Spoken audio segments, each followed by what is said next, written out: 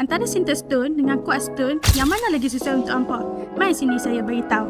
Kalau hampa selalu masak heavy, tetap periuk panas terus atau stok, nak yang kokoh, tahan calar dan tak serak apa-apa, dan yang penting nak macam abang asli kan?